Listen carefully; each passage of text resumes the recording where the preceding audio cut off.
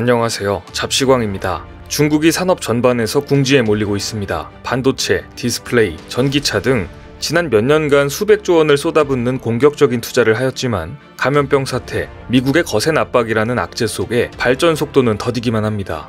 반면 경쟁 상대인 한국 기업들은 악조건 속에서도 눈부신 기술 성장을 보이며 중국과의 격차를 벌리고 있습니다. 오늘은 점점 궁지에 몰리는 중국의 산업들과 미중 갈등의 혼란 속 한국 기업들의 대응에 대해 정리해보았습니다.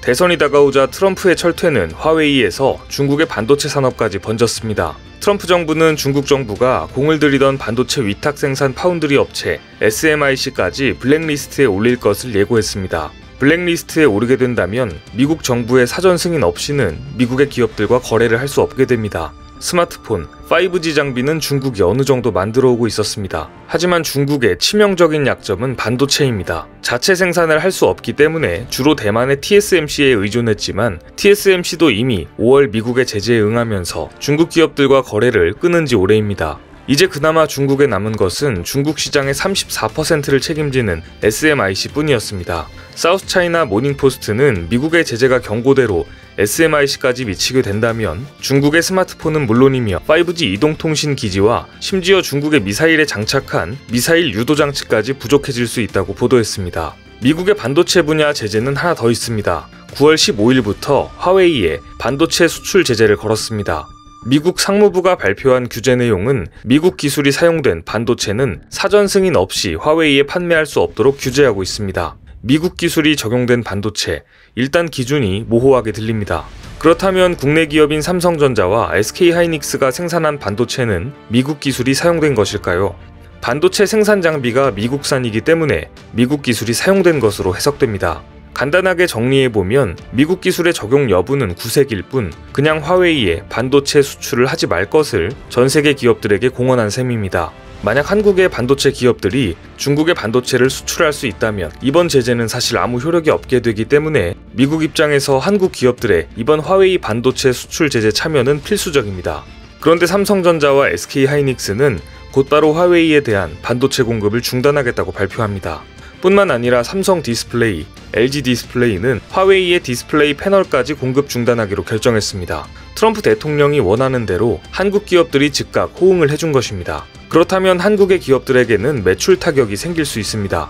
삼성전자는 화웨이의 반도체 5대 공급사 중 하나이며 연간 화웨이를 통해 벌어들이는 매출은 7조 원 규모입니다.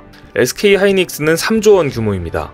적지 않은 매출을 차지하고 있는 것이죠. 간단하게 보았을 때는 한국 기업들은 이번 미국의 화웨이 제재 때문에 매출 타격을 입게 됩니다. 하지만 전문가들 사이에서 이러한 과정을 다르게 보는 시각도 많습니다. 그간 미국은 보안을 이유로 화웨이의 5G 장비에 대한 대대적인 규제를 해왔습니다. 이로 인해 삼성의 5G 장비들이 어느 정도 반사 이익을 꾸준히 봐왔습니다. 그런데 2020년 9월 삼성전자가 미국의 이동통신 시장 점유율 1위 업체 버라이즌의 5G 장비를 공급하기로 했다는 소식이 전해졌습니다. 삼성전자는 2025년까지 5년간 5G 이동통신 장비를 포함한 무선통신 솔루션을 공급하고 설치와 유지보수까지 진행하게 됩니다. 이번 계약은 무려 8조 원 규모로 한국 통신장비 산업 역사상 최대 규모의 단일 수출 계약입니다. 미국은 총 300조 원 규모의 세계 최대 이동통신 시장을 가지고 있습니다. 이는 전 세계 통신 시장의 25% 정도에 해당할 정도로 엄청난 규모입니다.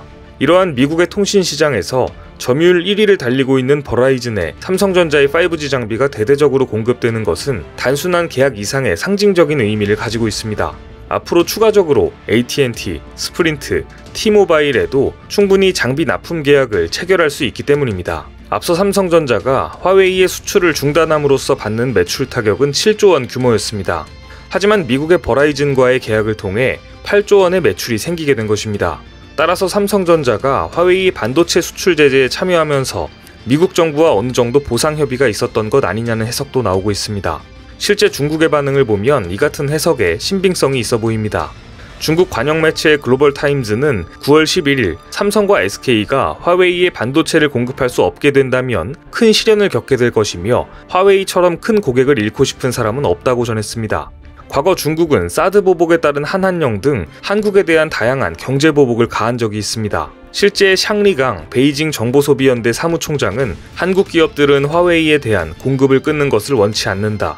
단지 트럼프 행정부의 보복이 두려워 제재에 동참했을 뿐이다. 하지만 한국 기업들이 화웨이에 대한 공급을 장기간 중단할 경우 중국 시장을 완전히 잃을 수 있다고 경고의 메시지를 날렸습니다. 한국 기업들 입장에서는 미국의 제재에 동참했다가 중국으로부터 보복을 받을 가능성에 대한 계산도 필요하게 됩니다. 그런데 화웨이의 디스플레이 패널 공급 중단을 선언한 삼성 디스플레이가 곧바로 미국 상무부에 화웨이 수출 허가를 신청하게 됩니다. 상무부의 허가가 있으면 화웨이의 수출이 가능하기 때문입니다. 하지만 이제 수출 제재가 막 시작되는 시점에 미국 상무부에서 수출 허가를 내줄 가능성은 거의 없습니다. 그러려면 수출 제재를 거는 의미가 없기 때문입니다. 그렇다면 삼성 디스플레이가 미국 상무부에 대화웨이 수출 허가를 요청한 이유는 무엇일까요?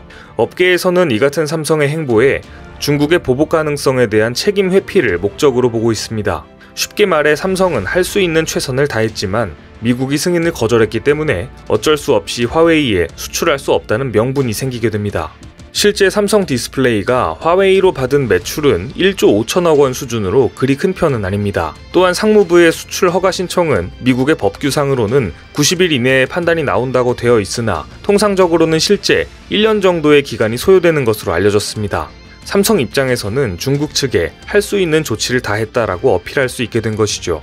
이번 미국과 중국의 갈등 사태가 삼성전자 입장에서는 남는 장사가 될 것으로도 보입니다. 버라이즌과 5G 장비 계약 외에도 미국의 SMIC 제재가 실제 이루어진다면 삼성전자와 SK하이닉스의 파운드리 분야는 수혜를 볼 것이라는 전망도 나오고 있습니다. 실제 SK하이닉스는 올 4분기부터 중국 우시 공장에서 파운드리 라인을 본격 가동할 것으로 예상되기 때문에 SMIC에 대한 제재로 인해 반사 이익을 볼 전망입니다. 뿐만 아니라 메모리 반도체 등 부품 공급이 중단된다면 세계 2위 스마트폰 업체인 화웨이는 스마트폰을 제조할 수 없게 됩니다. 업계에서는 내년 글로벌 스마트폰 시장에서 화웨이가 퇴출되는 것 아니냐는 이야기까지 조심스럽게 나오고 있습니다. 따라서 삼성전자 입장에서 단기적으로는 반도체 수요에 부정적 영향을 미칠 수 있지만 결국 반도체, 5G 장비, 스마트폰 분야까지 영역을 확장한다면 오히려 반사 이익을 볼 것이라는 전망이 지배적입니다. 사실 삼성을 포함한 국내 기업들 입장에서는 매출의 손익을 떠나 중국 기업들의 성장세 약화는 반길 수밖에 없는 소식입니다. 중국은 지금도 끊임없이 한국의 인력 빼가기와 기술 유출을 시도하고 있기 때문입니다. 9월 10일 중국 언론 징지관 차바오는 중국 삼성전자 TV 부문 영업부 총경리 출신 임원이 화웨이로 이직해 지역 TV 사업을 책임질 것이라고 보도했습니다.